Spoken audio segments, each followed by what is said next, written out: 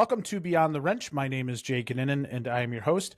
Today, super excited to have my buddy Zach Espinosa, who is an automotive technician at Dolan Toyota, back on the episode, back on the podcast.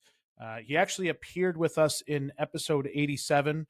We're actually now up to episode 170, which is really crazy to think about. We've had so many incredible guests over the time since we started the podcast, and have seen it really grow, which is really exciting. But Zach is one of my favorites, and today Zach and I are going to dive into the importance of networking, building a community rather than just an industry. We're going to talk about the relationship between manager and tech and how we communicate. Really, just a lot about communication and at some level putting yourself out there as a technician. So, Zach, how are you? I'm doing pretty well myself. As we've discussed before, I'm working at a new dealership out here in Reno, and I'm really liking it out here. It's a lot larger than I'm used to. It's been a really good experience. It's with Toyota. I'm back with them. It's been probably 10 years since I've been with Toyota as a company, and a lot of things have definitely changed. That's for sure. Not just in the industry, but with this specific manufacturer. But so far for the better. So doing pretty good. Sounds like you guys are pumping out podcasts. Quite a few episodes going, huh?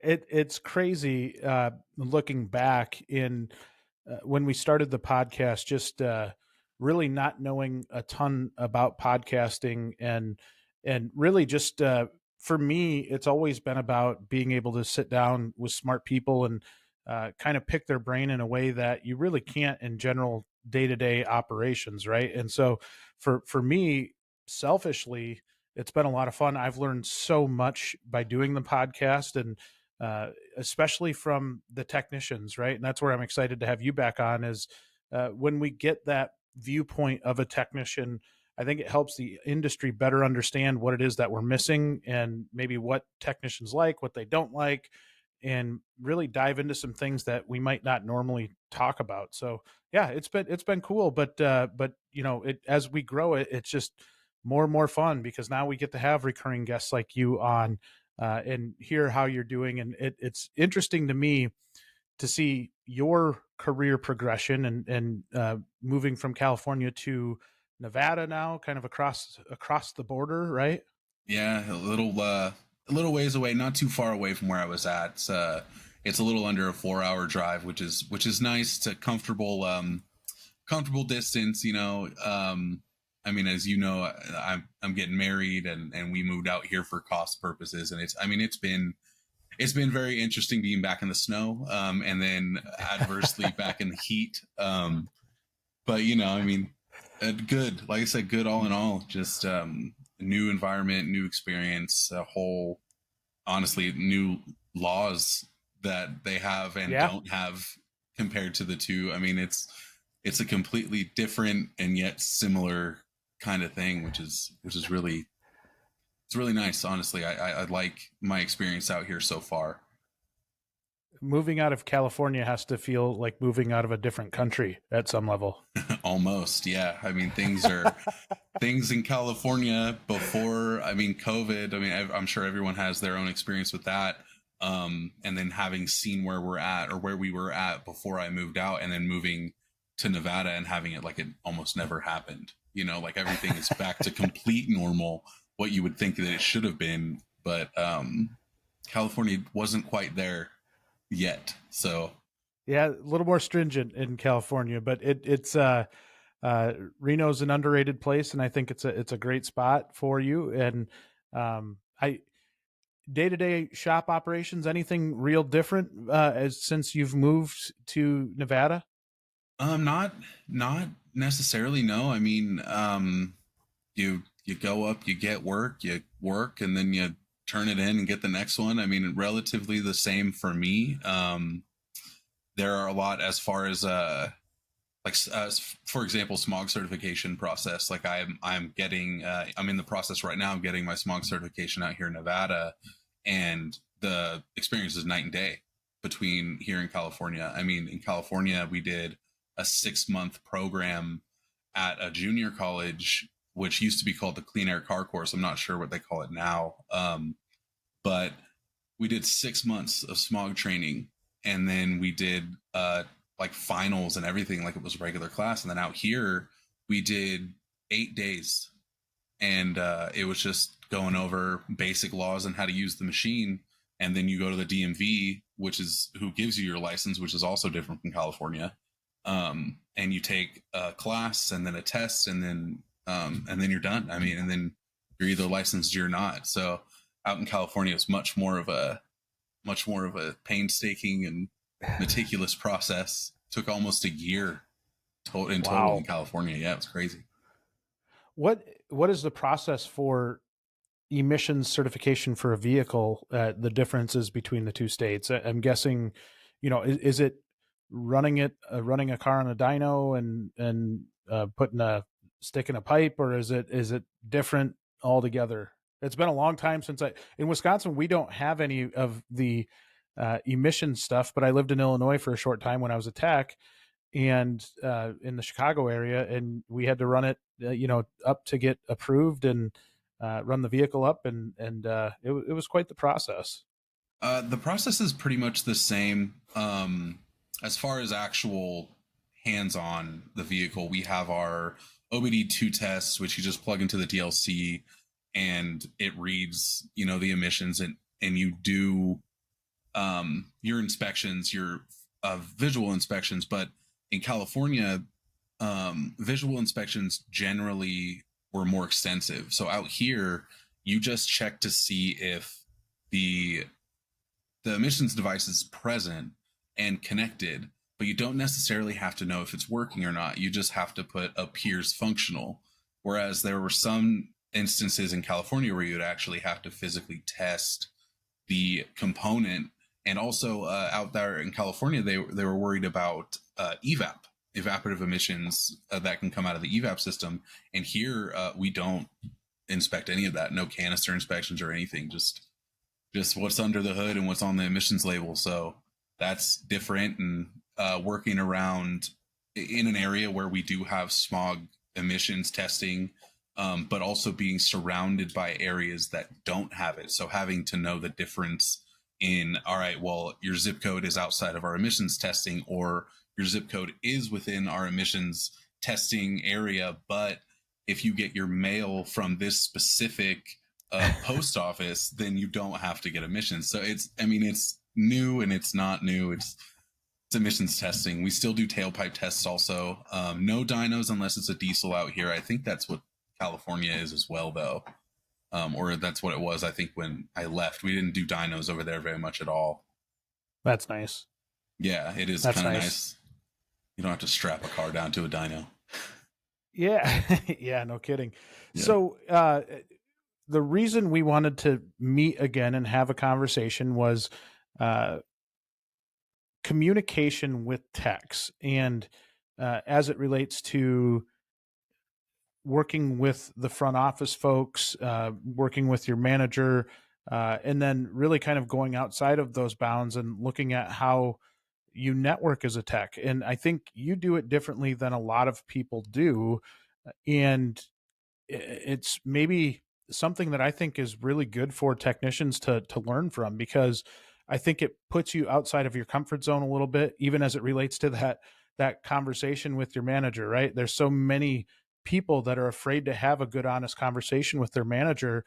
And so when we kicked around the idea of having you back on the podcast, that was one of the things that really stuck out to me. And I've gotten to know you over the years here, and see that you've got the personality to network. And I don't know that it's always associated, that personality, that networking type of personality, with a technician. So at some level, it almost seems a little foreign, right? So uh, really today is all about communication, and communication with your leadership, communication with the outside world, if you will, and really the need to, I think, for a lot of technicians, get better in this regard. And we'll talk about why it's important, but maybe that's where we start off.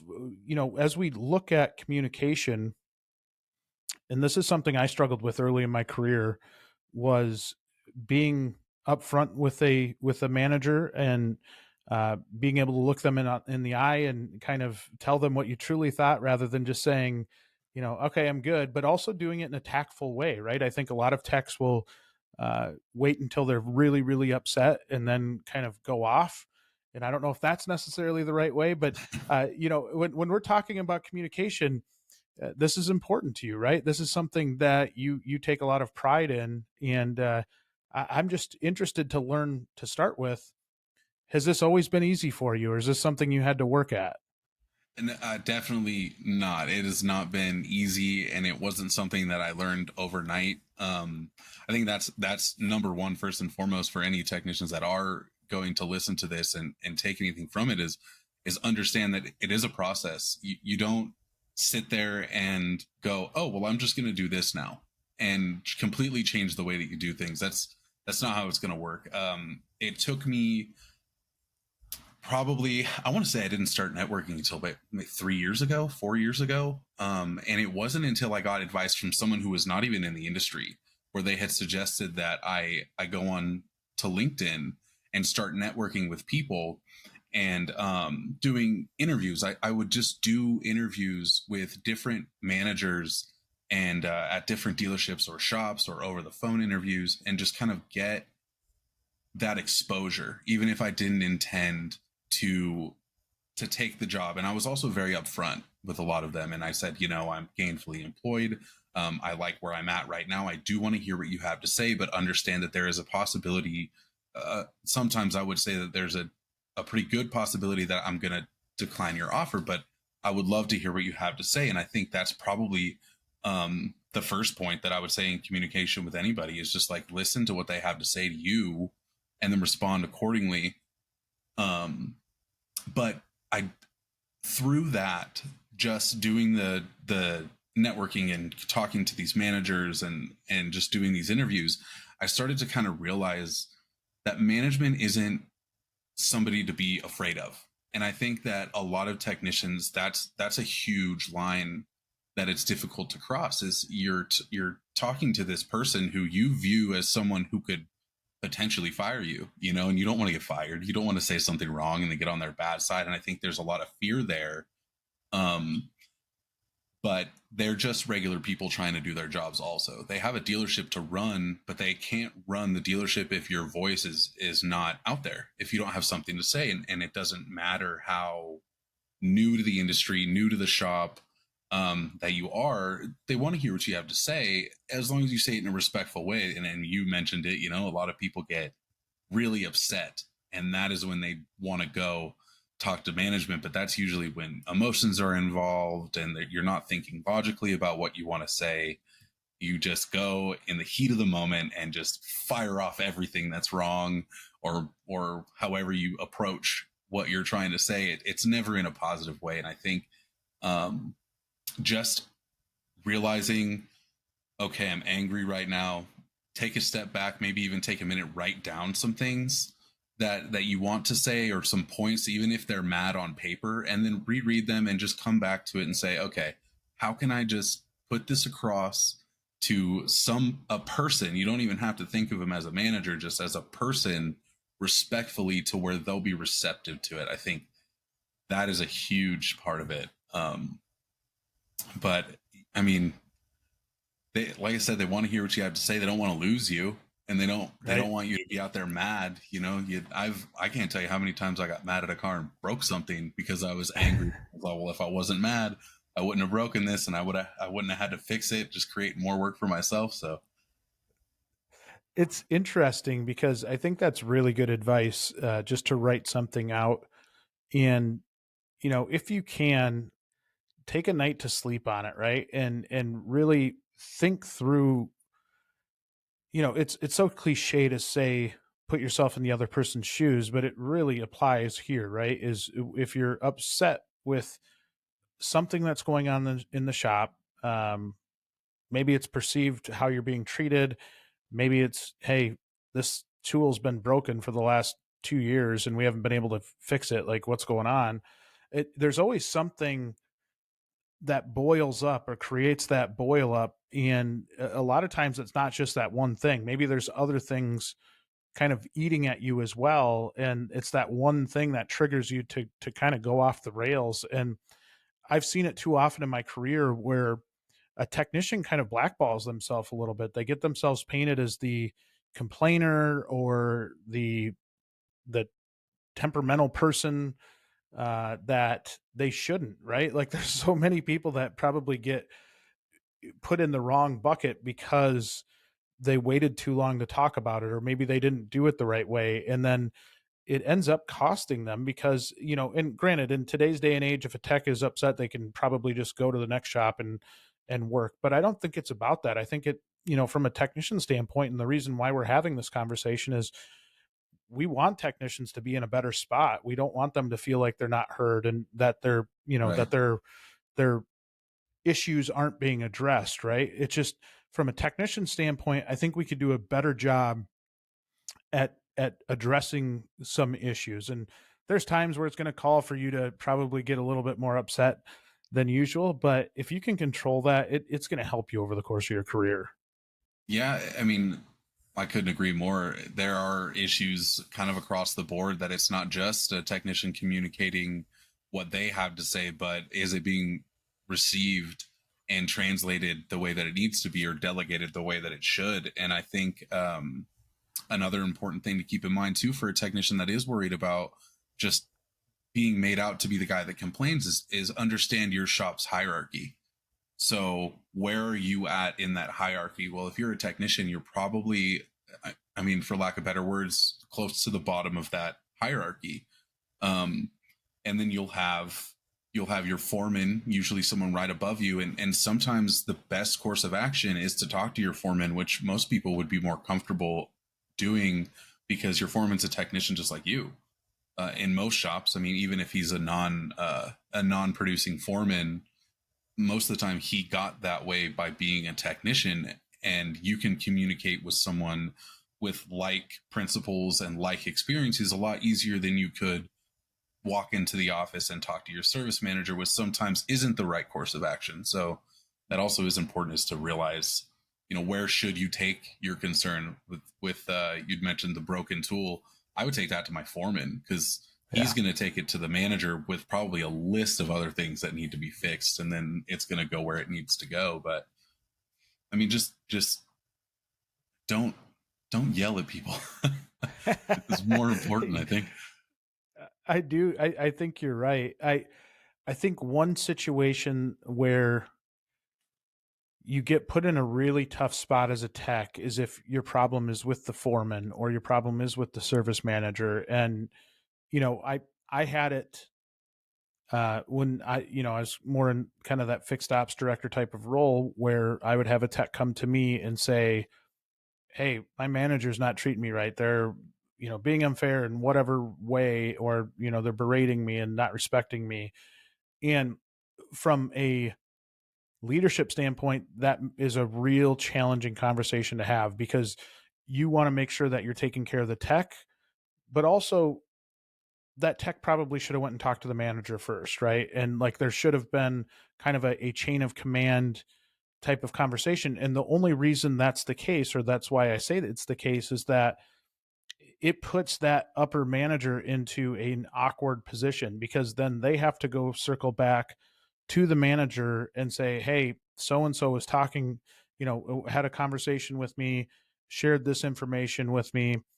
And then what happens is that manager is furious because you went Right. around them, right? And that creates a whole bunch of infighting. Oftentimes it does not end well at all.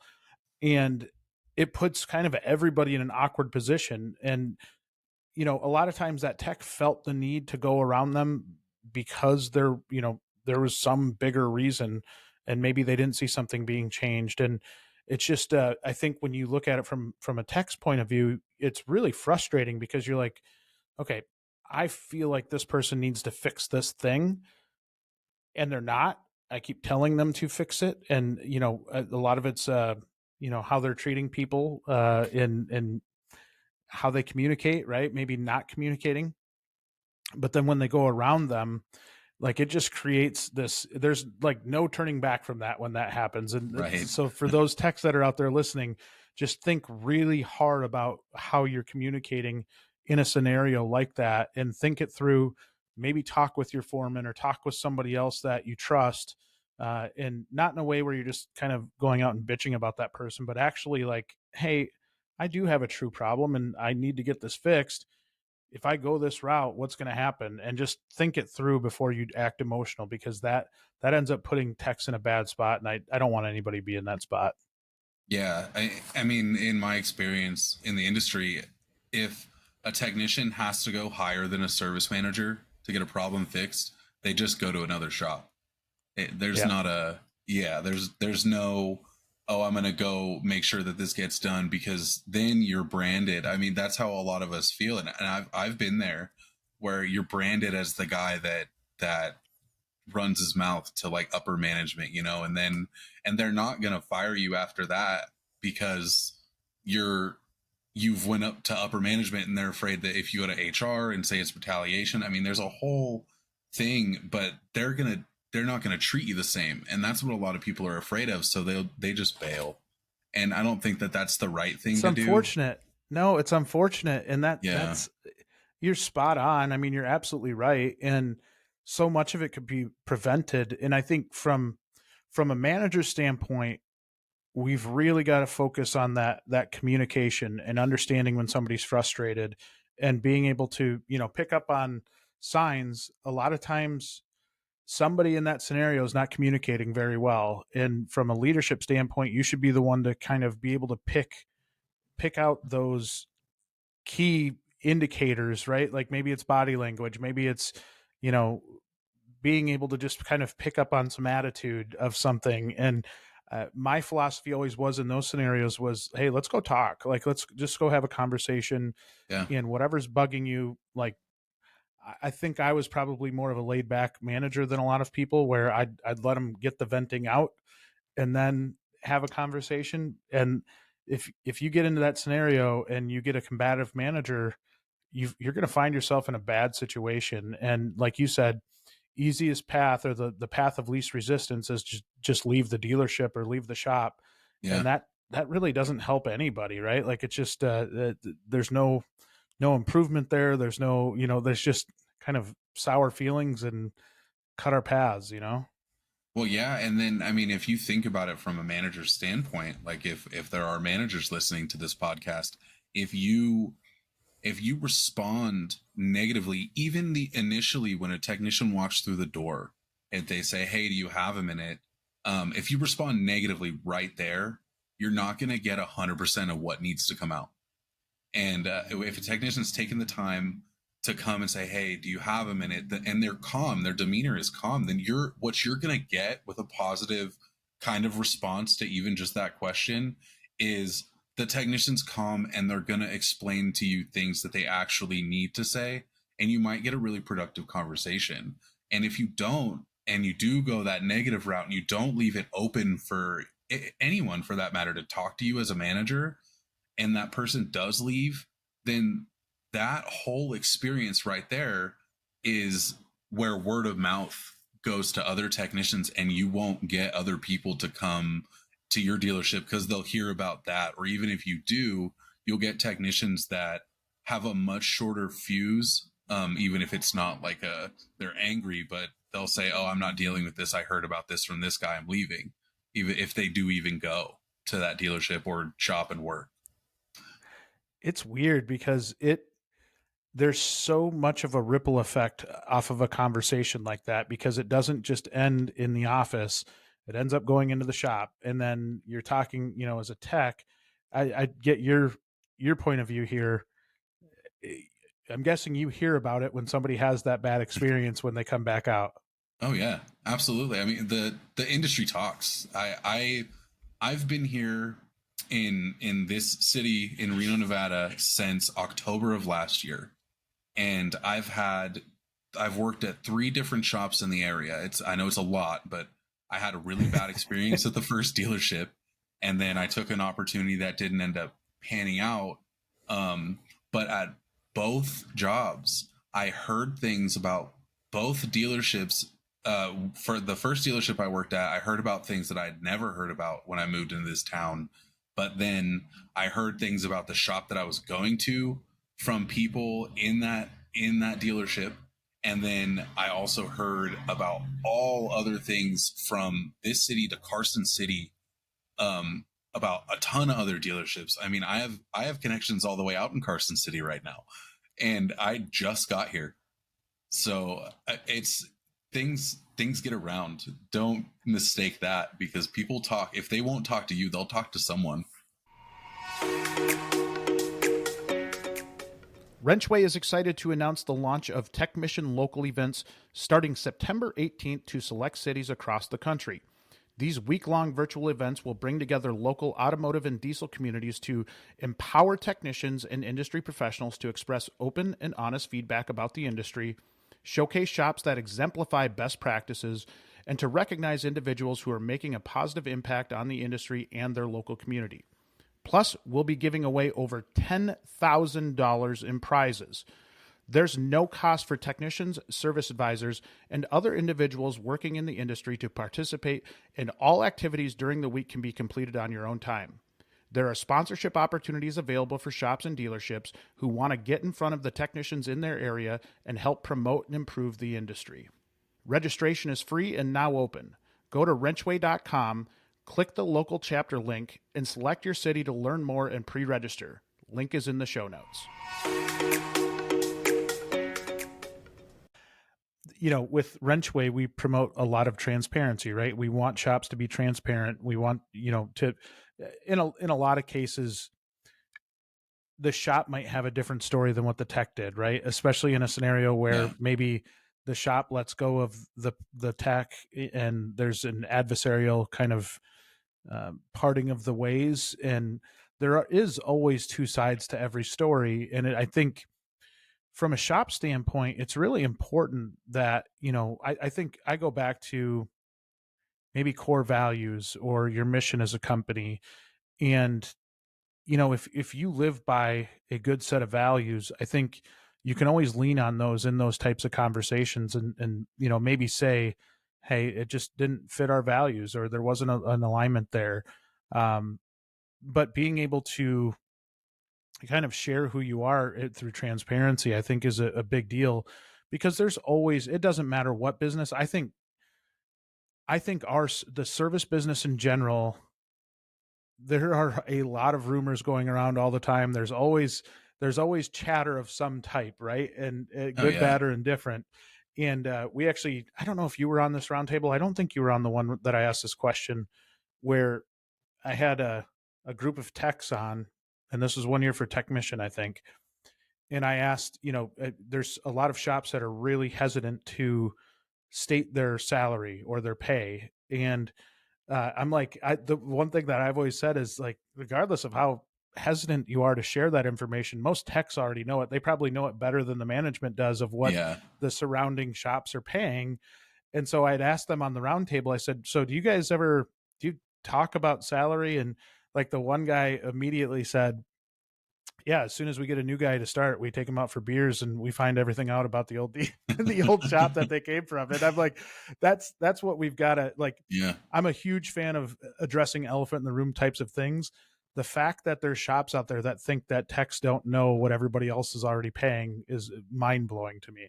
Yeah, we know. I mean, the first three questions that you get asked if you go to a new shop: where'd you come from? What'd you make? Why'd you leave? And that's it. We want to know, and that's how we find out. I mean, that right there is the non-communicative networking right there. Is right. Okay, this guy came from this shop, this is what he said. But then there's, I mean, you take it with a grain of salt or for what it's worth. I mean, because the guy just got there, you don't know who he is, you hear what he said, but is that really how it goes, kind of thing. I mean, the last shop that I was just at, that independent shop that I came from, the owner of the shop was more than transparent about rumors that I would have heard about him, from, because he had that shop open for 10 years, and he sat me down in a chair and just said, I was not nice to my people 4 or 5 years ago, because I was in a bad place personally. And he was really open about that. And I respected him for it, Yeah. because if I had heard, which I hadn't heard anything terrible, I mean, I heard some things that weren't, it Flattering, wasn't right? good. Yeah. But I give everybody a shot. I give everyone the benefit of the doubt. But for him to come out and just be as transparent as he was with who he was and why he was like that, and the history of his shop and his struggle and everything. I mean, it was nice to hear, because you don't get that. You really don't get that from anyone. And it builds trust, right? Because Yeah. if there's any shop, and this is why, we really promote really hard the need for kind of that just natural content and showing off your personality, is you get so much further ahead when you don't paint the picture that everything's always roses and rainbows, like Right. across the board, right? It's being able to say, hey, you know what, we're not perfect. I know there's not a perfect shop out there. No. Everybody's got issues. There's, it's just being able to be transparent about, hey, you know what, we fall short in this category, but guess what, we're working on it, we're working to get better, and with your help we can get better, we can go to that next level. And I think that inspires trust with a tech. And a lot of times, especially right now, because techs are so high in demand, that there might be a tendency to embellish a little bit from a shop standpoint about who you are. Yeah. And I would encourage the opposite, right? And I love the fact that you said that. Like, it was refreshing to hear a person that was just fully upfront with stuff right off the bat and addressed it and kind of put it to bed. And I think that's a really, really good way to go about it. Well, and two, there's some kind of like, I mean, I don't know if you've seen the movie Wolf of Wall Street. It's a really good one. Love it. Great I movie. love that movie. But he said, "Don't judge me on my successes, but judge me on my failures, because I have so few." And if you think about it, if you're a dealership and you really do have a lot to embellish about, or you're a shop and you have a lot to just say, we're doing really well, then why not let them know where you fall short? Because maybe it's something like that where you see, okay, well, we are very successful in this aspect, but we aren't perfect. But there are fewer issues that we have the ability to work on and are working on them than there are all of these really good benefits that you get instead. I mean, you will have to deal with some things. I mean, no one's perfect, like you said. I rarely go to a shop or a dealership that's got it all together, no matter how big. It Yeah. just, you're going to deal with an issue somewhere, and you're just going to have It, to learn how to deal with that. to me, it's such a sign of security that a shop is secure with themselves if they can have an honest conversation with the tech and really, I think it's a huge selling point to a tech when you say, listen, this is where we fall short. And maybe it's, hey, we don't have a great A tech right now. We need you to come on, and we need to take our diagnostic ability up to the next level. Or, like, it's something as simple as that is almost like you're making yourself open to that tech and building trust with them right off the bat. And I, as we talk about communication, I think that's one of the barriers. If you're trying to hide something, a tech's gonna know when they come to work for you. Like, it's not like it's something that, if Yeah. you're trying to hold a secret, um, and when they show up, it's not what it seemed like. They're going to be disgruntled right off the bat, and it just Yeah. doesn't start a very good relationship. Well, I think too, like I like to play devil's advocate as much as possible, just because, like, I don't want to put it all on management, because there are some responsibilities that we have as technicians, and knowing the issues that you've dealt with at other shops, like, maybe form yourself some questions. If you're having that kind of dialogue with trying to get a new position, I know more often than not, I have a conversation, not an interview. I'll walk That's into a great. shop. Yeah, I mean, they want to know, they want to know who I am. But being almost a 13-year veteran in the industry, there's not really a whole lot of interviewing that needs to happen. You're a technician. You've been in the industry for 13 years. How can we get you here? That's how it goes. but I'm terrible at asking questions. I walk in and they'll say, "You have any questions for us?" And I'll say no, and then we'll have a conversation, and then I'll leave, and I'll go home and I'll say, "Man, I really wish I would have asked this." Or more frequently, my fiance will say, "Did you ask them this?" And I'll say, "No, I didn't, and now I want to." So it's just to that. I mean, that kind of ties into what I was talking about earlier with just having those interviews and networking and just being comfortable with talking and asking these questions and knowing what kind of questions to ask. Just having that exposure, just it helps a whole lot. Well, I think that leads really nicely into the networking outside of your shop, right? And it's kind of a weird, not a weird topic to talk about from a technician standpoint, but I think there's probably a lot of technicians that'll listen to this and say, well, why would I care about networking? I'd go in, I do my job, I'm really damn good at my job, and then I leave. And I think you just hit on something that I think is a key reason as to why you would do that. It is trying to have a conversation and turning it, really taking your conversational skills to the next level, maybe your storytelling skills to the next level, but also just being comfortable talking to anybody, right? And I think, Yeah. I look back to when I was a young professional and I had taken Toastmasters classes, which, for those of you not familiar, is a class about how you present and how you can speak in front of a crowd, that kind of thing. And it was really impactful to me. I actually wish I never would have stopped. It was just that I moved and then never found another group. But it it is it is really, really helpful, just that rehearsal aspect of it and having good conversations with people, and it just opens your horizons so much more when you're able to do so.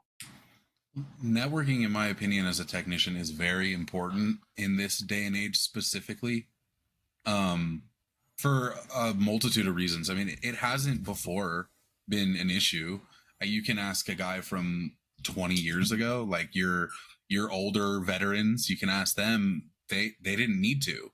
They could just walk into a shop and say, "I need a job," and then they would bring them in and fill out paperwork, and that's how it worked. But right now, I mean, I've gotten to talk to the companies before they've hit the ground floor.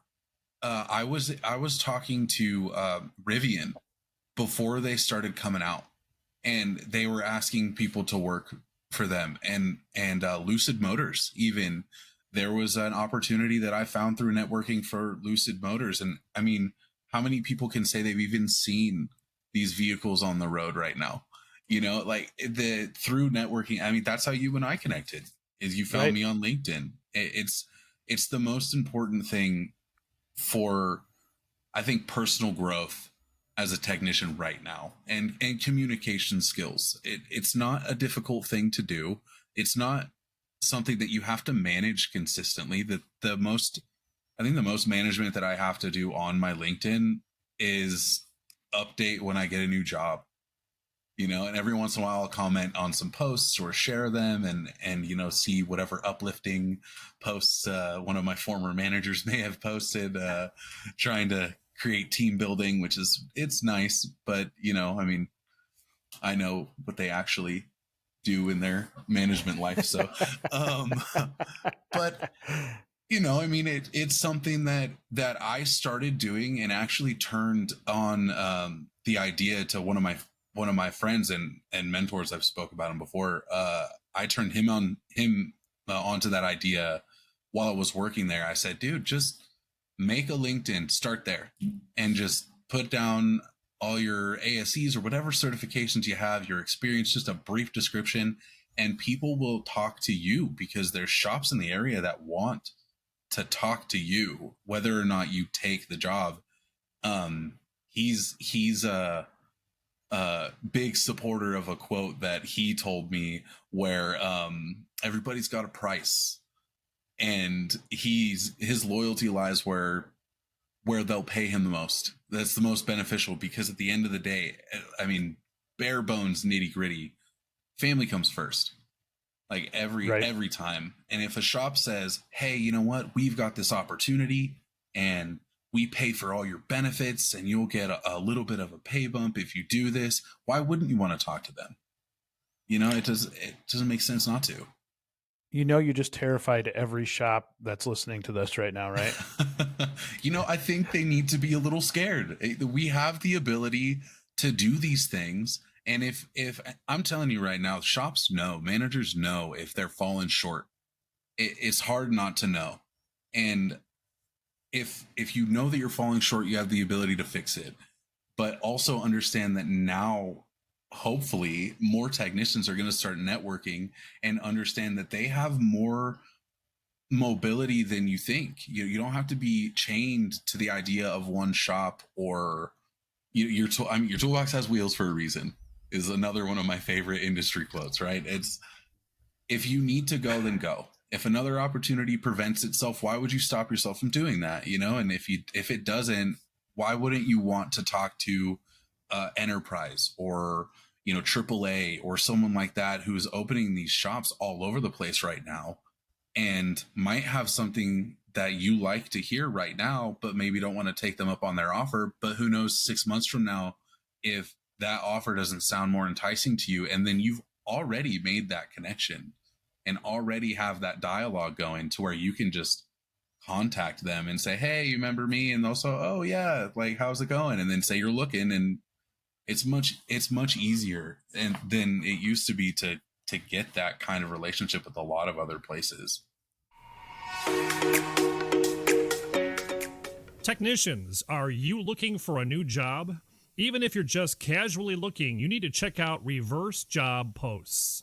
Reverse job posts flip the traditional job board around.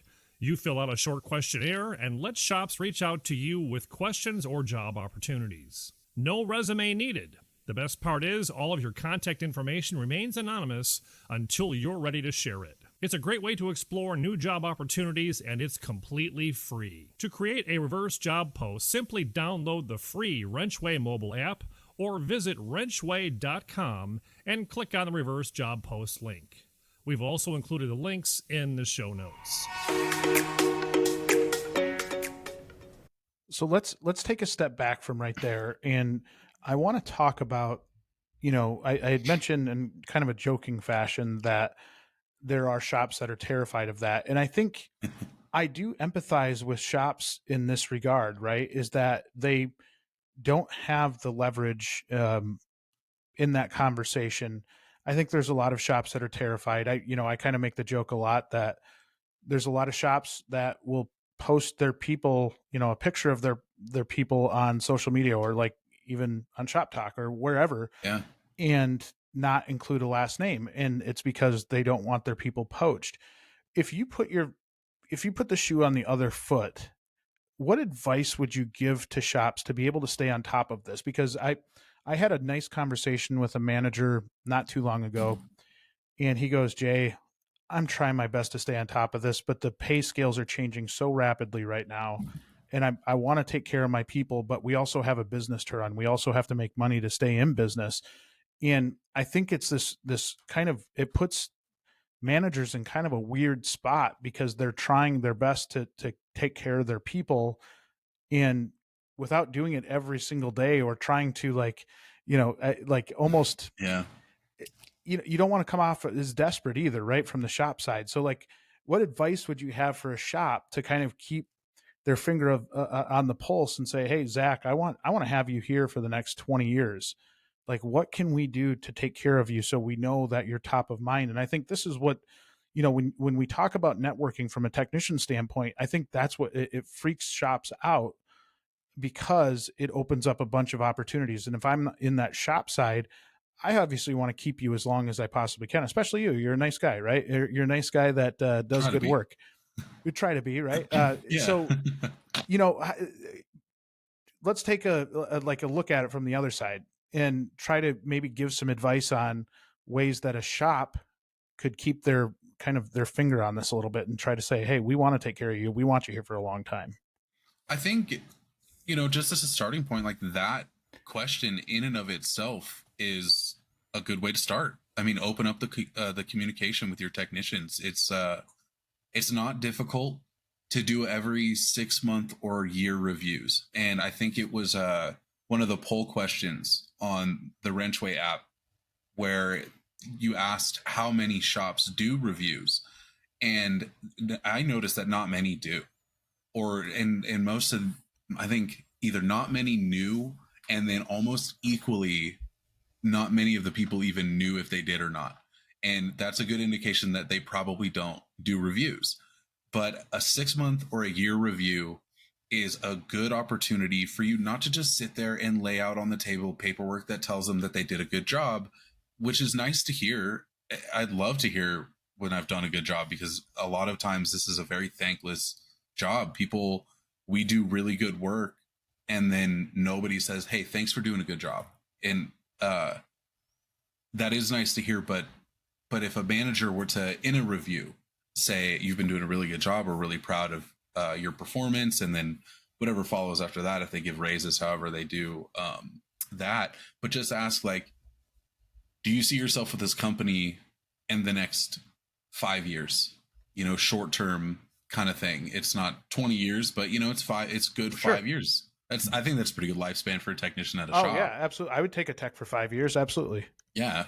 And if the technician like says yes, I mean, if you've opened up like a good platform for communication in your shop in general, they should give you an honest answer.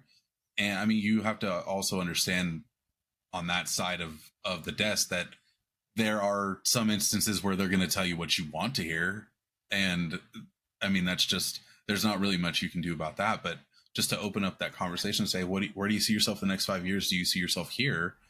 And if they said no, and they were honest with you, say, is there anything that we could do to change that? And a lot of times the technician will tell you what they want, because I feel like that issue is probably really individualized in a lot of cases. Like if you're at an independent shop or a Firestone or something like that, you have to understand that your technicians are likely going to leave within a year or two, because they're trying to grow out of the shop. Everybody wants to put on a shirt that says a name brand on it. I mean, that's how I felt when I was at Firestone. I mean, I worked for them for a stint, and I mean, for those bigger companies that are trying to keep, or even independent shops that are trying to keep people, just talk to your people. Like, what would you like to see different?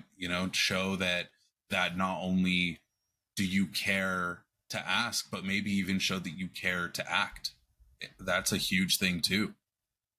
Care to act. That's good advice. And I think I learned this the hard way, in that I had a tech that I sat down with in a conversation and said, "Jay, I'm really happy, not going anywhere, really enjoy this." And the tech put the resignation in like a month later. And I was like, I was so blindsided by it. But in his defense, he got a great opportunity and had left. But as I was thinking back to my conversation, I'm like, there's a book by John C. Maxwell that talks about, it's good leaders ask great questions. And I think if you can get serious about, from a management standpoint, asking deeper questions rather than just, are you happy? Maybe asking specific things about, how the shop is running, how you like your peers, like just diving a little bit deeper into it. I think you can get past that surface level conversation and get into the good stuff, get into the deep stuff, and be open and honest. The more you build trust with that technician team, it goes back to what we talked about with being transparent up front. It helps you in those conversations have good, honest conversations. And, maybe it is, hey, what do you think of our pay scale right now? What do you think of our pay? Are we competitive? And, from a management standpoint, if you go into that conversation not being delusional and thinking that techs don't know what the competitive dealerships are paying, you can have that good conversation. And, over the years, I found maybe that was a little easier conversation to have, is, give us an idea. Are we on point? And I think good people will give you good feedback on that. And, maybe say, hey, you know what? We probably are a few bucks behind, per flat rate hour, per hour, whatever it is. Yeah. We should probably get caught up, because there's risk there. And if you've built a team that's loyal to you, at some regard, not even loyalty meaning that they're going to stay with you forever, but loyalty meaning they're going to give you, the truth, and they're going to give you good feedback so that you can make your operation better. I think that's really, really important to ask good questions. Now, the other follow up I would have with that is when in your time in shops, have you ever been surveyed, like surveyed about your happiness in the shop or anything like that? Yeah, quite a few times. They do anonymous surveys, Yeah. either through your phone, or they'll send out paperwork that you don't have to put your name on, and they ask how you are. I mean, I've been given those as late into my career or my time at that particular shop as a year, or as early as 3 weeks. I think a couple years ago they were doing surveys. It just so happened to be right when I started there, and I think the attitude for most people is, I don't know. I haven't been here long enough to know, and if I say something, I don't want Get it in to be trouble. wrong. Yeah. I mean, not even get in trouble, but like, am I advocating for myself or for everyone in the shop? And that's like, you don't want to say something that's very personal, like not personal to you, but like an issue that you personally have, and then change everything for the entire shop, and then everyone's mad at you. Like Yeah. that'd be the worst. So maybe if they're doing an early stage survey, it should be like on the onboarding process and stuff that you have experienced already, not, trying to, give them all this great feedback when you're brand new. I think Yeah. that's a solid point. Uh, do you trust them? Like, do you trust the surveys? And the reason I ask that is I think maybe a lot of shops or surveying services maybe don't do a great job at saying the reason why they're doing them, and then it could result in like that same scenario we just talked about, where if you fill out a negative survey and you have a negative comment about the manager, or about something, other coworkers or something like that, it could come back to bite you if somebody finds out about it. And so I think most every survey tool is meant to try and make themselves better, right? They're not doing it to try and say gotcha on something. They're trying to Yeah. actually make their place better. But do you get that sense in the shop that like that they're giving honest feedback, or is it more of, I got to take the survey, I'm going to get through it? I think that it depends on how long you've been in the industry, because Good point.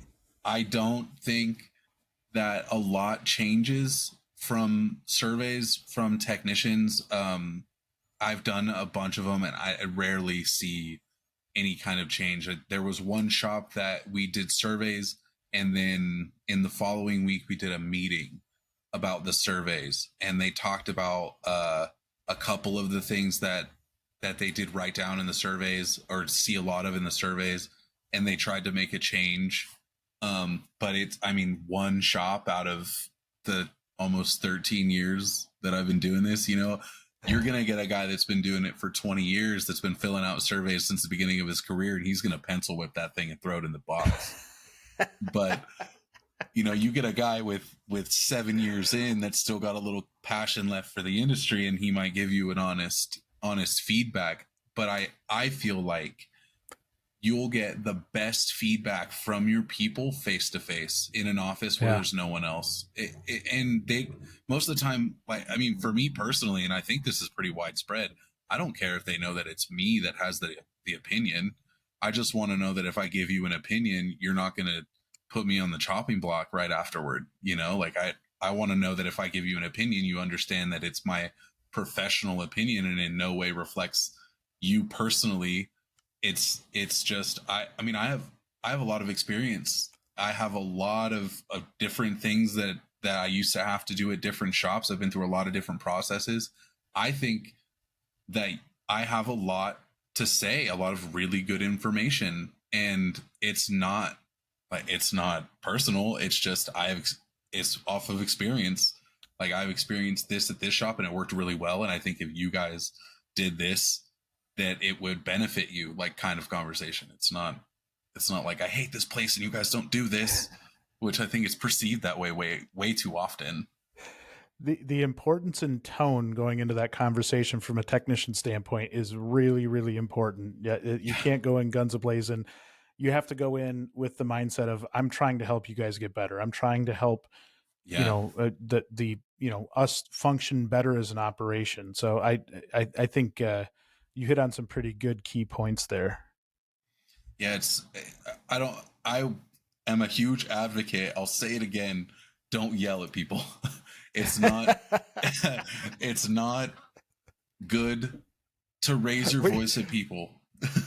You might have inspired the next WrenchWay shirt. We'll do a "Don't yell at people" shirt. Don't yell at people. Yeah. Just it's like if you can walk into an office angry and just tone it down and have a conversation. I always say I like to have a conversation, not a confrontation. There's no reason to get mad if you can put your points into very clear and concise ideas and put it across as something that someone will be receptive of.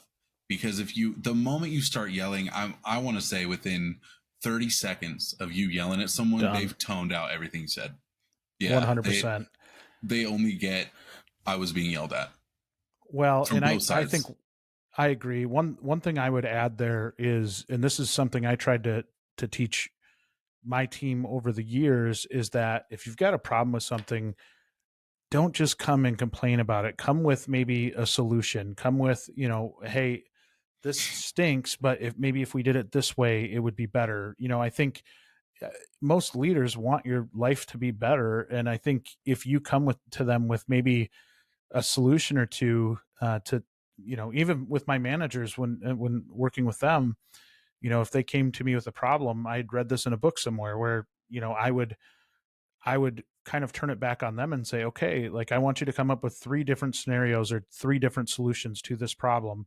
And the whole intent wasn't for them to do my job. It was to get them to think through it so that we could better be on the same page, so they could make the decision without having to come to me. Right. And it's, kind of the same thing. If you're in that technician, if you're coming from the shoes of a technician, if you can come with good solutions that, make sense financially, can better your department, I don't think you're going to get much resistance from a manager, right? Like if you actually have thought it through and you have something. So, I think that is very, very important. Now, we're getting close to the end here. One of the things that I thought was really interesting in talking with you was you kind of echoed some of the stuff that we talk about at WrenchWay in terms of the need to build a community over and above just an industry, right? And kind of tying it back to the networking side and how we support one another as in terms of technicians, and being able to, I think, provide a united front from the technician standpoint. I do think it's so important that we drive that community of, trying to uplift each other and maybe have a little bit more of a positive message. There's so many experienced techs when you go onto a Facebook group that speak negatively about this industry. And in the shops, they're telling, our best are telling young people to go away. And it's very, I think frustrating from an industry standpoint, looking at it and saying, okay, how can we do better here? And I think it comes from community. And I think it comes from talking about these elephant in the room type of problems so that we can make the lives better for technicians. And so when you said that, it really resonated with me, because I think it's truly our mission and what we're trying to live. And I'd love to hear that you're in the same thought process, right? Like you want to see that community. Yeah. I mean, we already work as a community with our local shops. Technicians already have a community where it's word of mouth right now.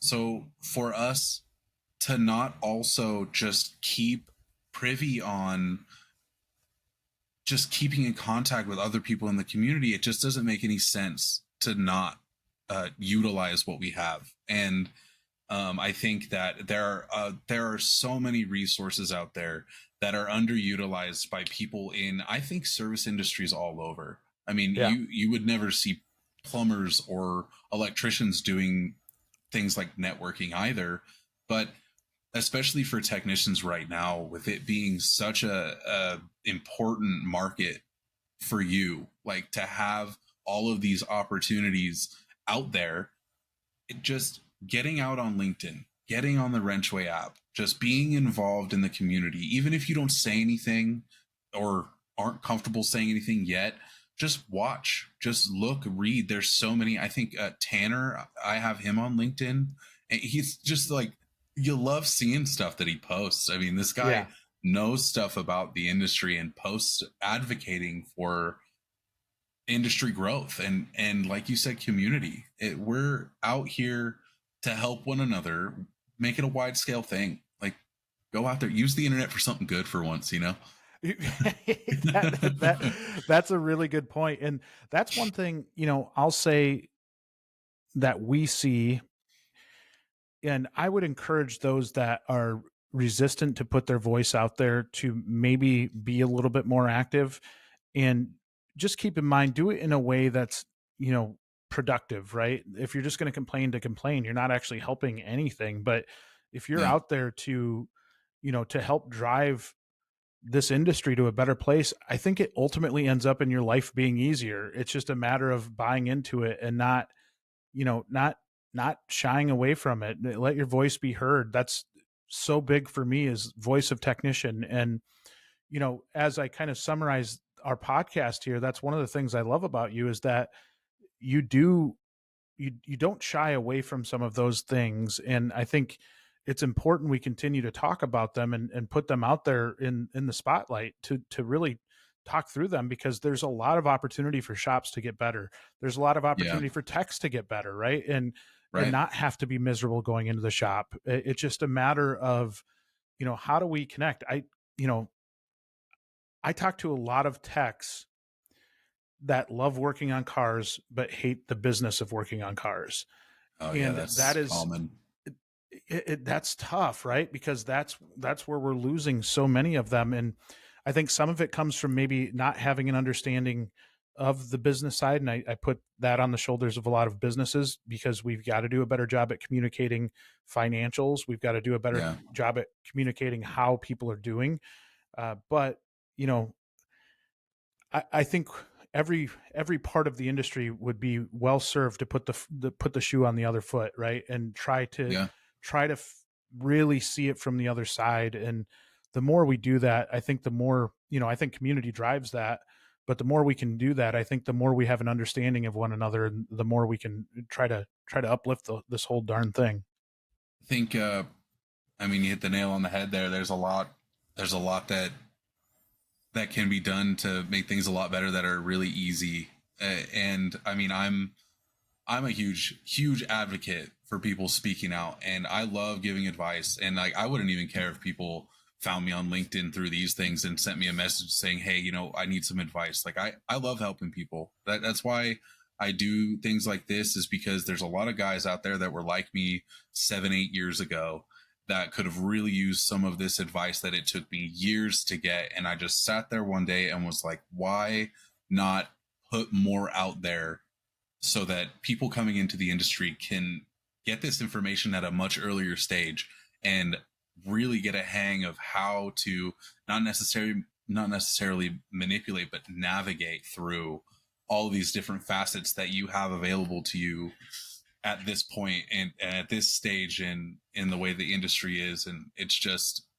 you know, it's so important for you to be involved more in the industry than you used to be. It's just important now. I appreciate you coming on and sharing a lot of really good stuff with us. Really enjoyed the conversation. Really enjoy your candor and how comfortable you are talking about some of this stuff. Not everybody is. And just always a pleasure to have you on. Always a pleasure to catch up with you. And hopefully it's not 100 episodes before we see you again. No, I'm available anytime. I love doing these things. It's always a pleasure being on the podcast. And like I said, just giving any kind of information that I've got and hoping it helps the next guy. Thank you, Zach. Yeah. Thank you, Jay. That wraps up this week's episode of Beyond the Wrench. Be sure to tune in next week for another brand new episode. As a reminder, don't forget to rate and follow Beyond the Wrench on Apple, Google, Spotify, or wherever you listen to your podcasts. This helps us get Beyond the Wrench in front of other fantastic shop owners, managers, technicians, and dealers just like you, so we can continue to help improve, promote, and grow this amazing industry. Thanks everyone for listening, and we'll be back next week.